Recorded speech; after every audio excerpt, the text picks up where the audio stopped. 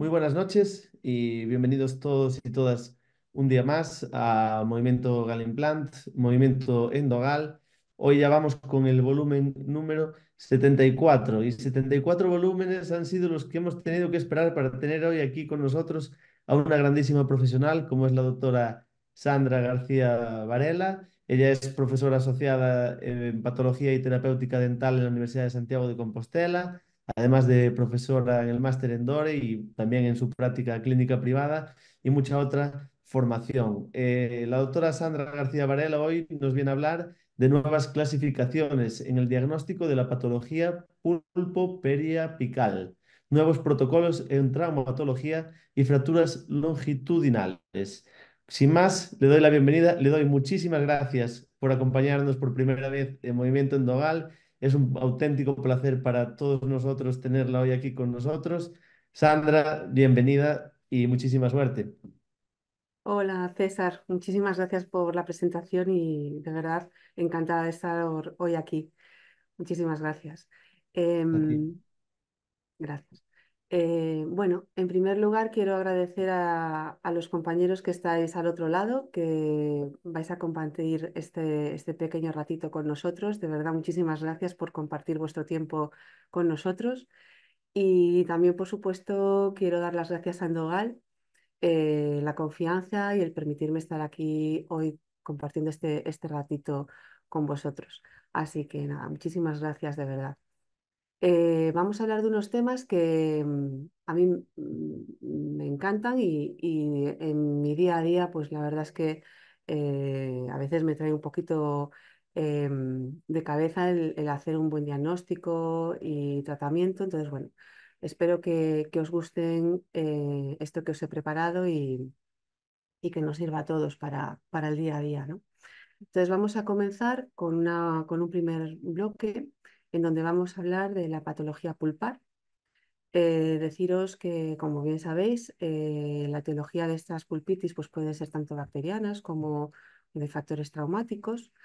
Y vamos a hablar sobre todo en un primer momento de la clasificación que nos propone la Asociación Americana de Endodoncia y que está basada fundamentalmente en el pronóstico de la pulpa, según los síntomas que nos digan los pacientes y los signos que nosotros veamos en nuestro diagnóstico.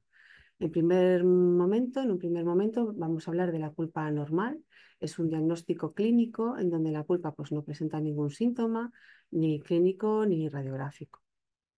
Pasaremos luego a la pulpitis reversible. Es un diagnóstico clínico en donde se le supone a la pulpa una capacidad reparativa. La etiología de estas pulpitis pues siempre son pues, tratamientos dentales recientes, o caries, trauma, etcétera. El paciente nos remite un dolor que no es espontáneo, sino que tiene como un dolor agudo a ciertos estímulos. Y cuando nosotros hacemos las pruebas de sensibilidad, tiene un dolor agudo, pero que pasa rápidamente. Luego pasamos a las pulpitis irreversibles, en donde se le supone que a la pulpa que no tiene capacidad reparativa. En la sintomática, el paciente nos remite un dolor que puede ser intermitente o espontáneo, que persiste a pesar de retirar el estímulo y que puede aparecer tanto de forma aguda, sorda, difusa, referida, etcétera, e incluso de aparición nocturna. Y nuestras pruebas que hacemos en clínica térmicas, siempre va a haber un dolor duradero al frío, fundamentalmente. Radiográficamente, pues podemos no ver ningún cambio en el ligamento periodontal o un ligero ensanchamiento. Pasaremos ahora a la pulpitis irreversible asintomática, que también es un diagnóstico clínico en donde la pulpa no tiene capacidad reparativa, se le supone que no tiene capacidad reparativa. El diente está asintomático, las pruebas incluso pueden estar disminuidas, las pruebas térmicas. A nivel radiográfico, pues puede haber cambios mínimos en el ligamento periodontal. Y lo que ocurre con este tipo de pulpitis es que con el tiempo, pues pueden aparecer pulpitis irreversibles sintomáticas o incluso una necrosis pulpar. Ejemplo de ello, por ejemplo, pues son los pólipos pulpares, las reabsorciones internas o externas, las calcificaciones, etc. Ahora pasamos a hablar de la necrosis pulpar, que es un estado histológico realmente.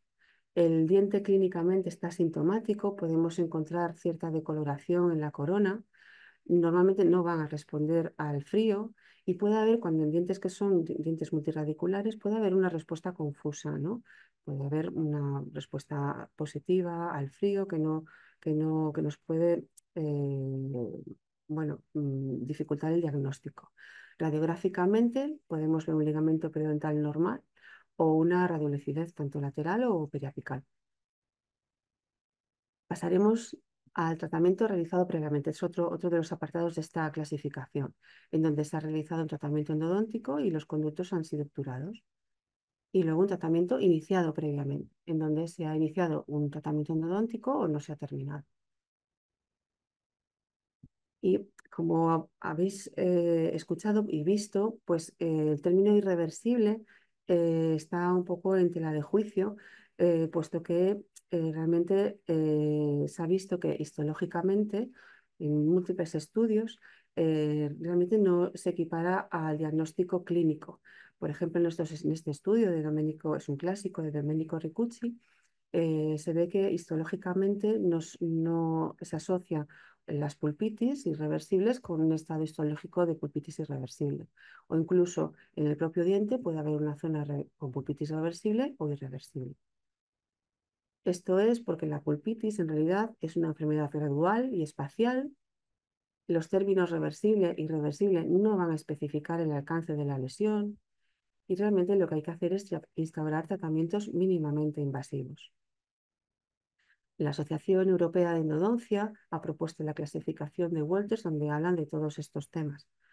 En ellos son 4 apartados, que inicia con una pulpitis inicial, donde hay una respuesta aumentada pero no prolongada a los estímulos, sobre todo con el frío, no hay una percusión positiva. Y pasaremos, cuando va avanzando la pulpitis, a una pulpitis leve, donde sí hay un aumento prolongado en el tiempo de la respuesta, sobre todo con el frío, el calor, el dulce, donde dice que puede durar unos 20 segundos y luego va disminuyendo. No hay una percusión positiva. Y en estas dos tipos de pulpitis, tanto la inicial como la leve, el tratamiento que nos propone la Asociación Europea de Endodoncia es un tratamiento pulpar indirecto, sin realizar tratamiento directo en pulpa. Si vamos avanzando, encontraremos la pulpitis moderada, donde sí ya hay una respuesta intensa y prolongada, sobre todo que puede durar minutos al frío, al calor, dulce, etcétera. Hay una respuesta positiva a la percusión y una respuesta variable a los analgésicos. Y finalmente una pulpitis severa, donde el dolor ya es mucho más intenso, puede ser espontáneo, agudo, sordo, etcétera, donde que dura minutos, que puede aumentar pues, al estar en posición horizontal, al acostarse, y aquí ya se supone que ya hay una mayor afectación de la pulpa radicular y se propone que se debe de hacer incluso pues, las pulpectomías. En estas dos, la moderada sería una pulpotomía coronal parcial o total y en la severa, pues coronal, radicular superficial o una pulpectomía. Esta clasificación que os pongo aquí es a una, tanto la clasificación de la Asociación Americana de Endodoncia como la de la Europea, siendo la pulpitis reversible se correspondería con la inicial y la leve, y la irreversible con la moderada y severa. Los tratamientos difieren entre una sociedad y otra, ¿de acuerdo? Los tratamientos mínimamente invasivos, si seguimos la clasificación de Walters, debemos utilizar siempre magnificación para ver el estado pulpar y, por supuesto, los materiales hidráulicos a base de silicato tricálcico. Aquí tenéis un ejemplo de un niño de unos 10 años que presentaba una caries, tenía afectación pulpar, se limpió la cavidad, se llegó a pulpa, se utilizó este material de silicato tricálcico, se hizo la restauración adhesiva y finalmente se vio en la evolución pues que se mantuvo la vitalidad pulpar y hubo un desarrollo radicular. Bien, pasamos a la patología periapical. Y también lo mismo que las pulpitis pueden tener un origen traumático o endodóntico, en donde hay microorganismos. Seguiremos también la clasificación de la Asociación Americana de Endodoncia y Iniciaremos con los tejidos apicales normales, donde el diente está asintomático, no hay ningún problema tanto clínico ni radiográfico. Pasaremos a una periodontitis apical asintomática, donde hay una inflamación y una destrucción del periodonto. El diente está asintomático, como dice su nombre, aunque puede notar el diente diferente y no suele responder a las pruebas de la sensibilidad. Normalmente lo que veremos radiográficamente es una radiolucidez apical. Histopatológicamente se puede corresponder con granulomas, con quistes verdaderos o quistes en bolsa. Cuando una lesión, perdón, em, perdón, cuando una lesión no cura, habiendo realizado un tratamiento endodóntico adecuado, pues es posible que sea un quiste lo que tengamos y habrá que hacer una cirugía periapical. Las periodontitis apicales sintomáticas, aquí ya sigue siendo una inflamación del periodonto apical, pero la etiología puede ser un trauma agudo, crónico o de origen endodóntico. El paciente le duele al morder, a la percusión y las pruebas pulpares pueden ser variables en función del estado pulpar. El ligamento periodontal también puede estar normal o asociado o no a una radiolucidez. Los abscesos apicales agudos son unas reacciones inflamatorias de inicio muy rápido, que duelen espontáneamente y sobre todo a la presión, se forma pus y ahí puede haber existencia de tumefacción de los tejidos. Suele ser por una necrosis pulpar o por una reagudización de la periodontitis apical asintomática. Las pruebas pulpares no responden a las pruebas térmicas y podemos encontrar radiográficamente un ensanchamiento del ligamento e incluso una radiolucidez periapical. Estas son las fases evolutivas que nos encontramos con un absceso apical agudo. Primero, este precisamente, luego un absceso superióstico y luego nos encontraremos un absceso submucoso y una celulitis cervicofacial. Sabed que la Asociación Española de Endodoncia, la terapia antibiótica, la indica en tratamientos endodónticos en esto, precisamente en abscesos apicales agudos, sobre todo en pacientes con compromisos sistémicos o medicamentosos, en abscesos apicales agudos cuando hay una sintomatología sistémica o cuando hay una progresión y una expansión rápida. Es en estos casos donde sí se puede dar antibiótico, porque el tratamiento realmente de inicio de un absceso apical agudo es el drenaje. También la terapia antibiótica se dará en los implantes en dientes avulsionados. Los abscesos apicales crónicos también son reacciones inflamatorias, pero tienen un inicio gradual y siempre está asociado a un tracto sinusal. El diente suele estar asintomático, aunque lo puede notar de forma diferente el paciente y no responde a las pruebas térmicas. Y radiográficamente vamos a ver una radiolucidez perirradicular. Y finalmente, pues está la osteitis condensante, que es una reacción proliferativa del hueso que suele estar originada por un estímulo inflamatorio pulpar de baja intensidad y de larga duración. Las pruebas térmicas, las pruebas de sensibilidad dependerán del estado pulpar y la radiolucidez, perdón, la radiografía, como podéis ver, es una radiopacidad periapical, concéntrica y difusa a nivel del ápice radicular y siempre se va a observar el ligamento periodontal. Muy bien, pues aquí el bloque de pulpitis y patología periapical y vamos a cambiar de tercio y vamos a hablar de traumatología. Os he puesto esta diapositiva donde veis eh, estas tres páginas web donde podéis obtener toda la información sobre traumatología dentoalveolar. Sobre todo dirigiros a la Sociedad Internacional de Traumatología Dental. Saber que hay una aplicación, el Tooth SOS, que podéis bajaros y tener estas directrices en vuestro propio móvil y la guía de trauma dental, la Dental Trauma Guide, que os puede orientar perfectamente sobre los pasos a seguir cuando os encontráis con estos casos en vuestras clínicas. Y con ella, con la iconografía que yo utilizo en esta presentación, la he obtenido fundamentalmente de esta guía. Deciros que esta página, en este link, la IADT la podéis obtener de forma gratuita las directrices y traducidas al español sobre cómo afrontar esa traumatología dentoalveolar. Y es del año 2020, está actualizada perfectamente. Bien, vamos a dividir los traumatismos que afectan a los dientes, tanto la corona de la raíz o la raíz solamente, los traumatismos que afectan al soporte periodontal, los traumatismos que afectan al soporte óseo, tanto la fractura alveolar o la fractura maxilofacial, y los traumatismos que afectan a la encía o la mucosa oral. Sabes que cuando hay un desgarro se llama laceración, cuando hay un hematoma, contusión, y cuando hay un roce o raspazo se llama abrasión.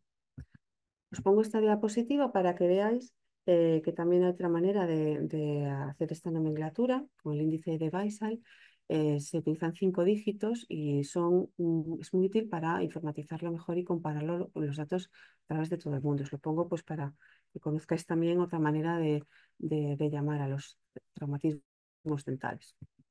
Sabed que la sensibilidad dental, cuando un diente recibe un golpe, puede ser negativa en un primer momento, pero que hay que esperar y monitorizar esos dientes a lo largo de las semanas y de los meses, puesto que pueden recuperar esa sensibilidad. Entonces, no consideréis que un diente, porque el primer día pues, tenga una prueba negativa a las pruebas térmicas de frío, que ya no tiene vitalidad, ¿de acuerdo?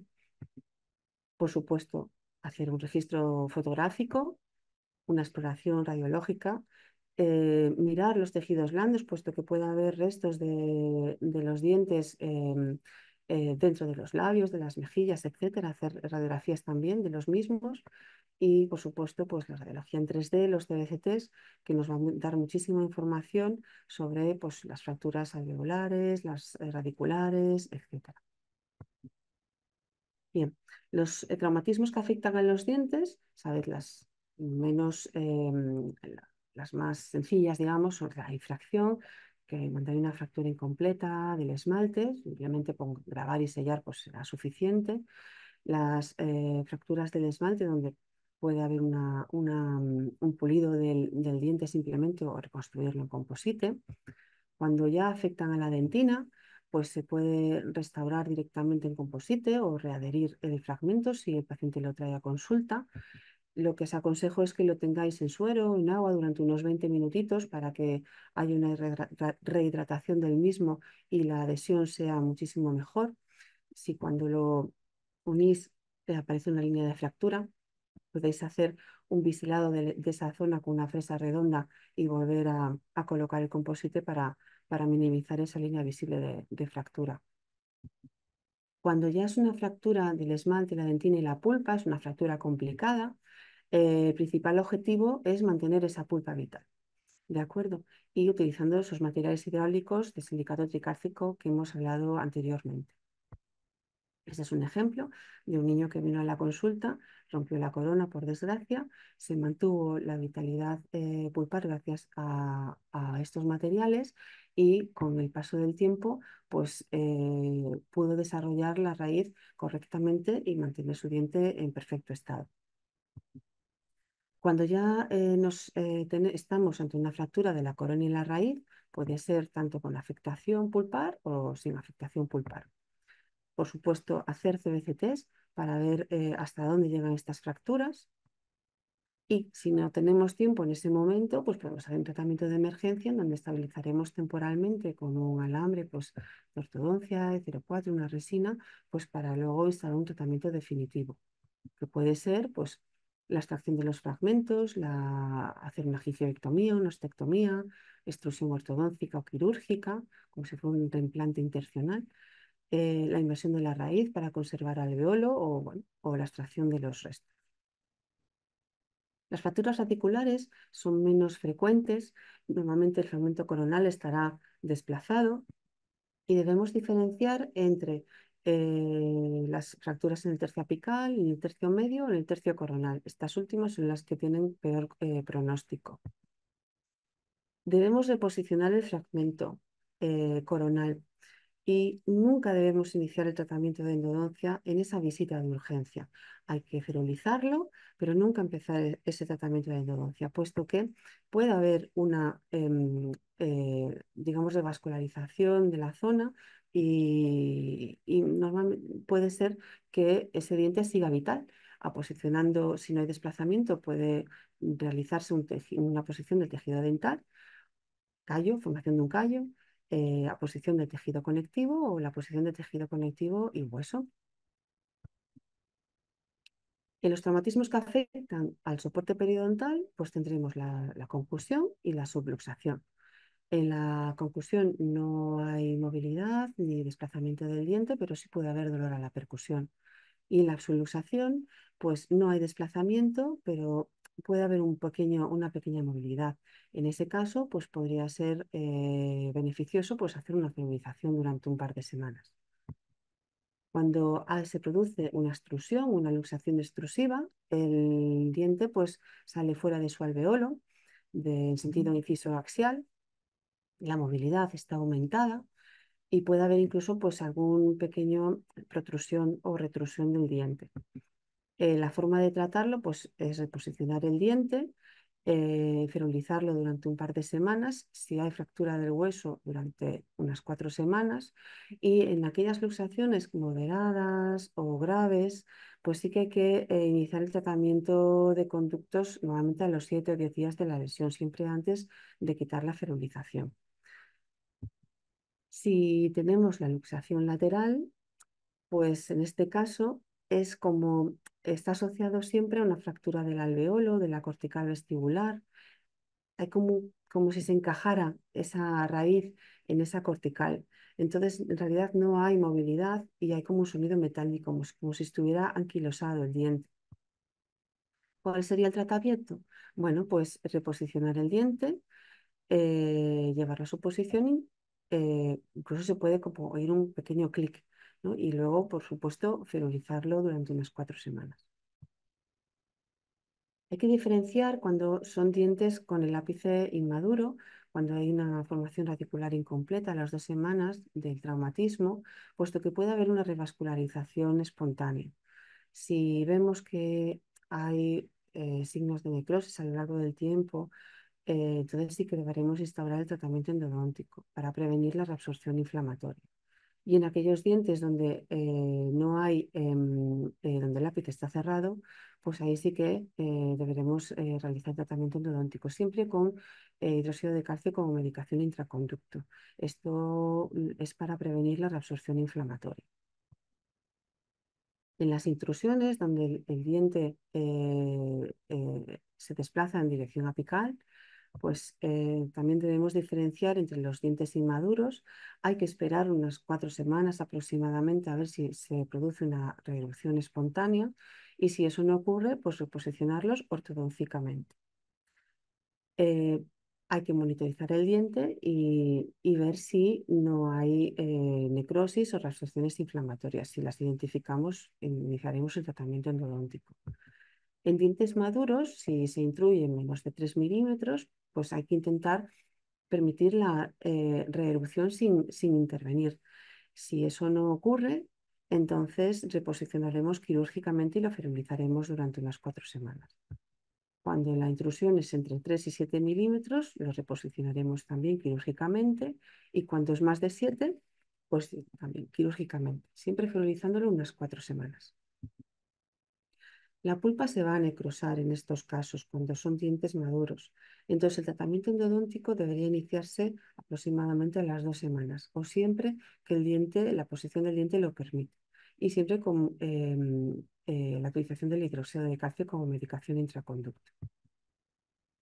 En las avulsiones donde el diente pues, sale del alveolo, pues sabed que las células del ligamento periodontal, cuando están menos de 15 minutos, pueden ser viables.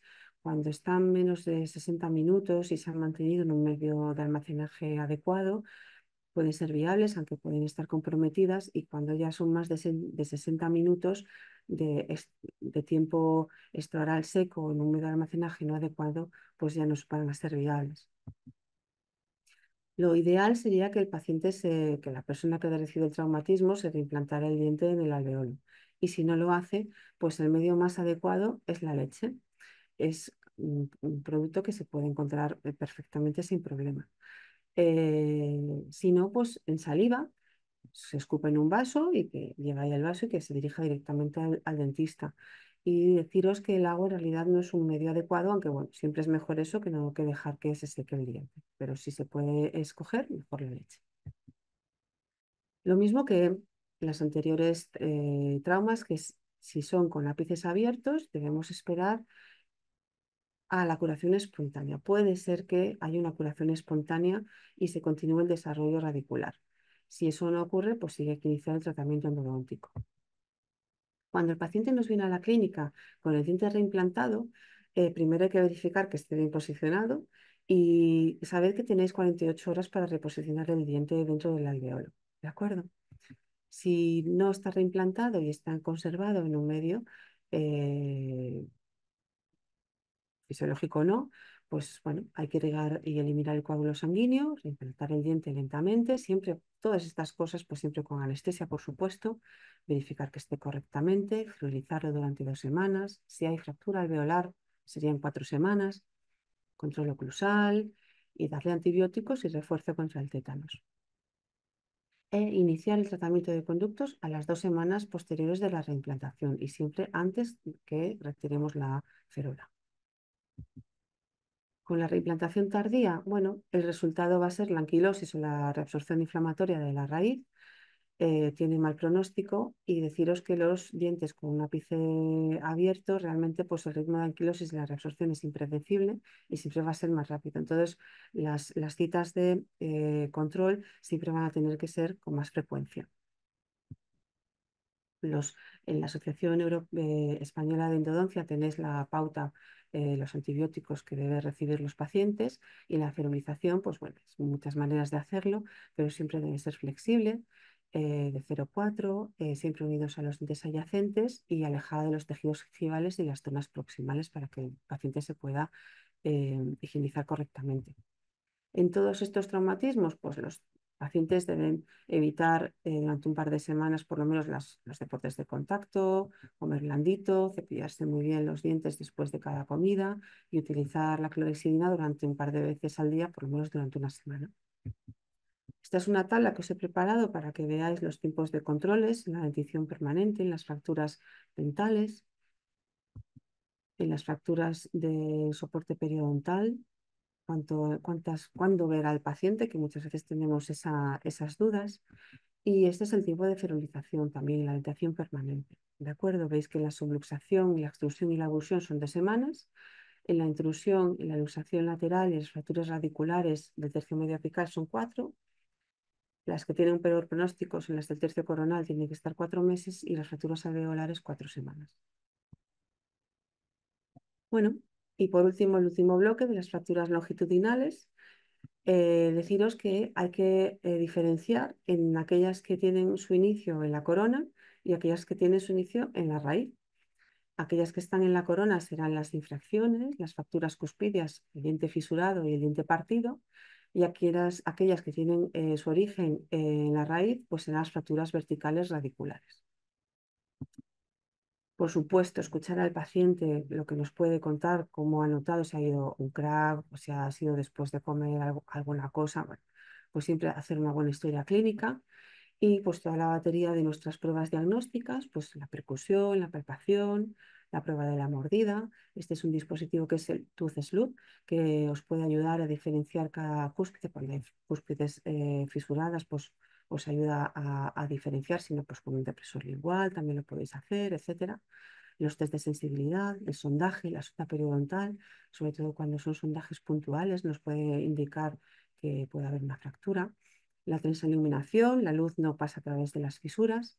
Y las tinciones, pues, bueno, pues con azul de metileno, azul de toluidina, con yodo, con caries detector, etc. Hacer radiografías en 2 dimensiones y CBCTs, y el que nos va a dar el diagnóstico definitivo realmente es la cirugía exploratoria.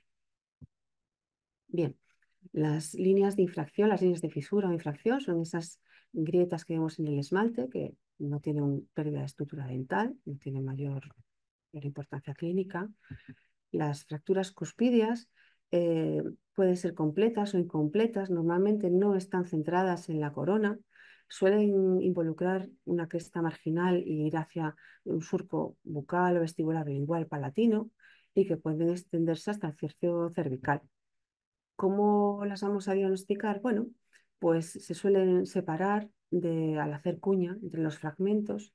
El paciente nos suele referir que le duela al masticar, con el frío, etcétera. No es un dolor espontáneo realmente.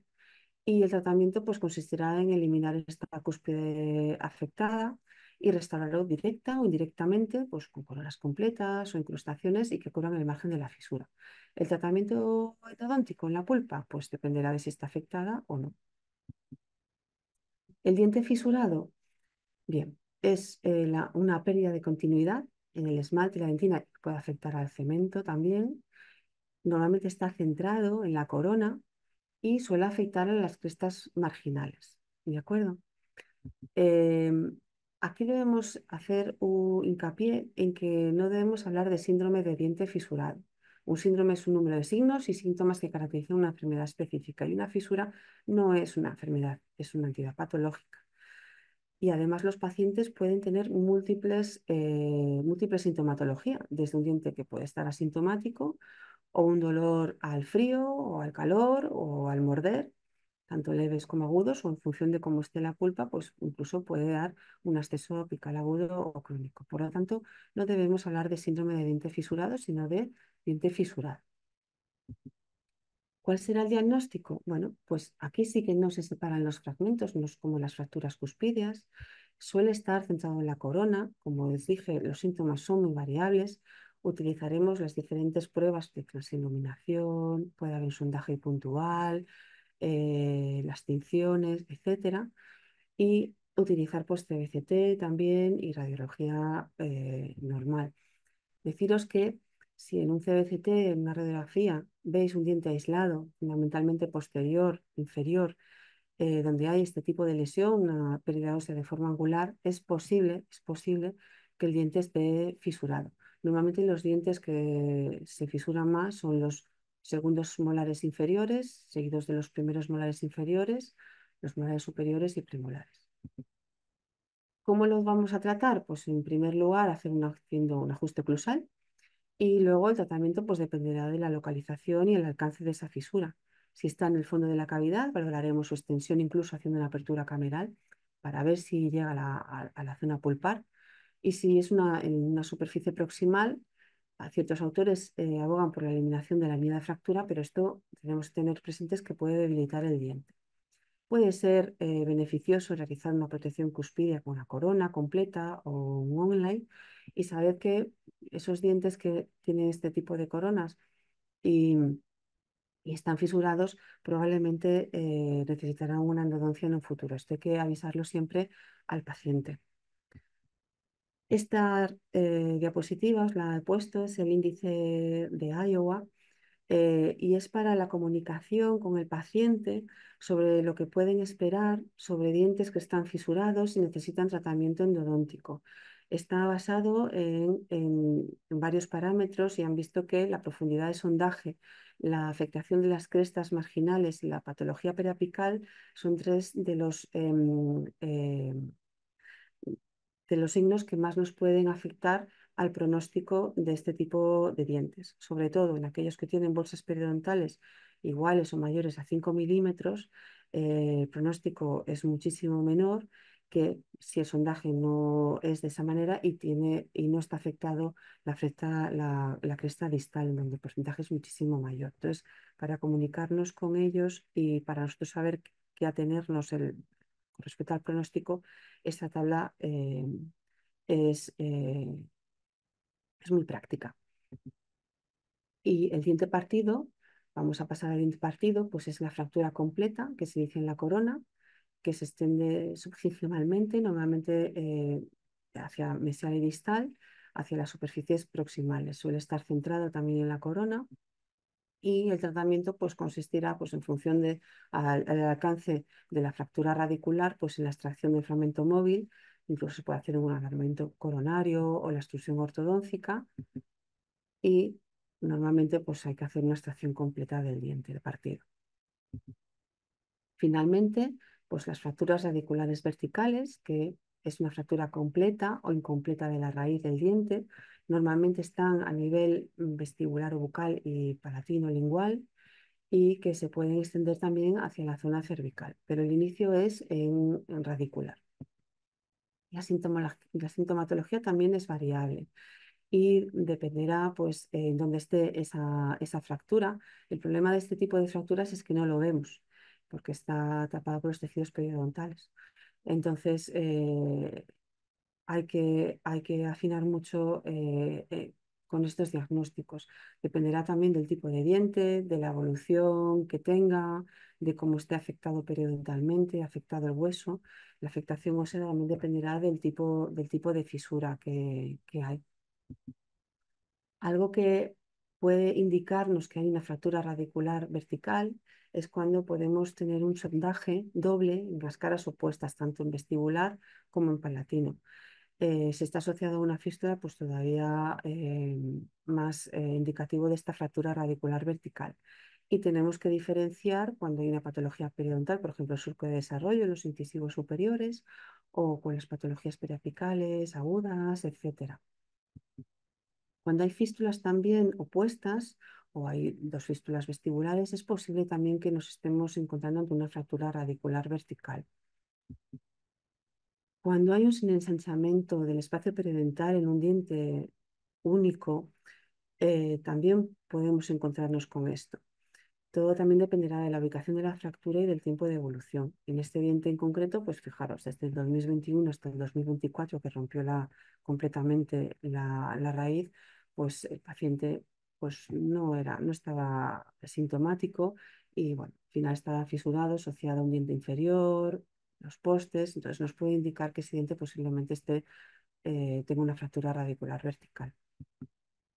Los halos radiolúcidos en forma de J pues es una destrucción a lo largo de la raíz, alrededor del ápice, que nos puede también indicar este tipo de patología. Y los defectos óseos escalonados en un solo diente, pues también aquí ocurre cuando la fractura no afecta al periápice.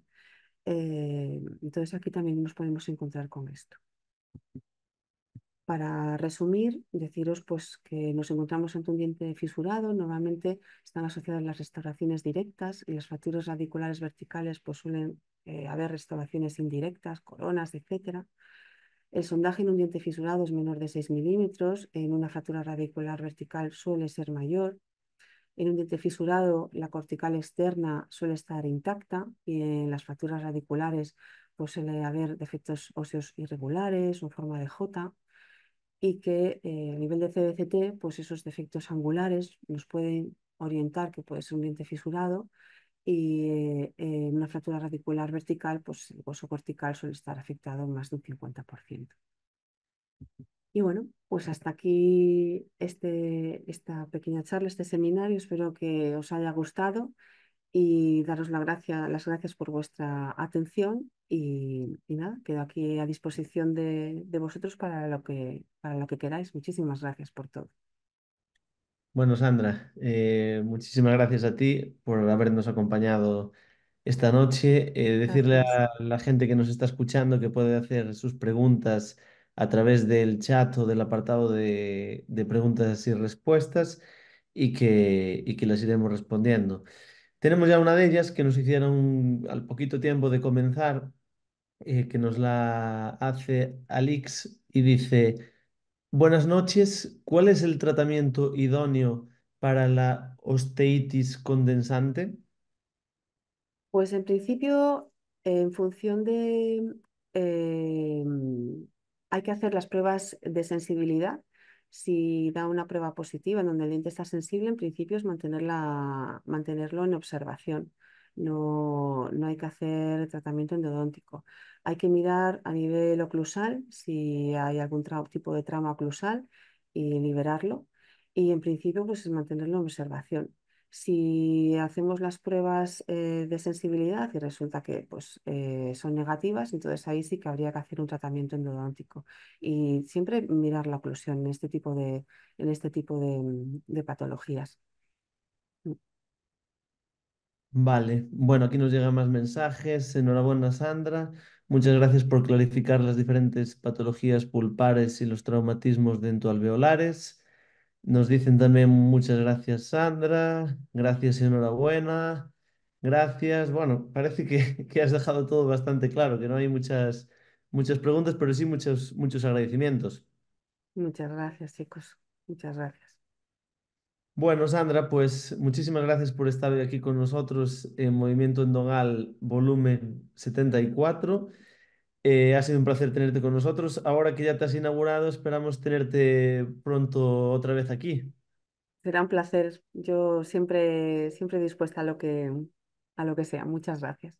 Bueno, el placer es nuestro. Muchísimas gracias también a todos los que estáis ahí al otro lado. Muchísimas gracias por acompañarnos. Movimiento Galimplant, Movimiento Endogal, volumen 74. La semana que viene volvemos con más. El miércoles tendremos con nosotros de nuevo al doctor Alberto Fernández. Así que nos vemos. Muchas gracias y muy buenas noches. Muchas gracias. Gracias, César.